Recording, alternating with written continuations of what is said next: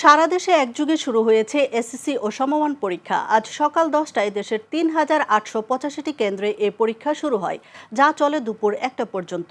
এবার 11টি শিক্ষা বোর্ডের অধীনে পরীক্ষায় অংশ নিয়েছেন 18.5 লাখেরও বেশি শিক্ষার্থী। এছাড়া ভিড় ও জনদুর্ভোগ এড়াতে এবার সকাল 8:30 থেকে পরীক্ষার্থীদের কেন্দ্রে প্রবেশের সুযোগ দেওয়া হয়। এদিকে নকল ও প্রশ্ন ফাঁস রোধে বাড়তি নিরাপত্তা নিশ্চিত করেছে প্রশাসন।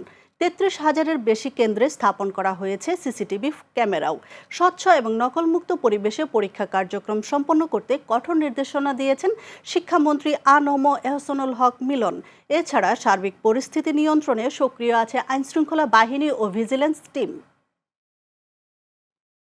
আমরা খুশি আছি, তারপরে একটু ভয়, ছেলের প্রথম পরীক্ষা তো একটু ভয় পাইতেছে।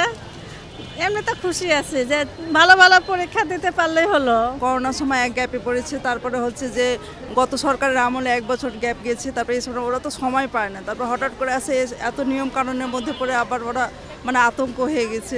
সিসি ক্যামেরা থাকুক সমস্যা নাই, নতুন প্রসিজিওর ওরা নতুনভাবে এটা হবে, তবে পরিবেশ যদি ভালো থাকে ওরা ভালো করবে, ভালোভাবে পরীক্ষা দিতে পারবে। এবং এই যে প্রসিজিওরটা শিক্ষামন্ত্রী যেটা নিয়েছে, শুধু এই একটা পরীক্ষাতেই এরকম করলে হবে না, ওনাকে পুরো প্রসিজিওরটাকেই চেঞ্জ করার ব্যবস্থা করতে হবে।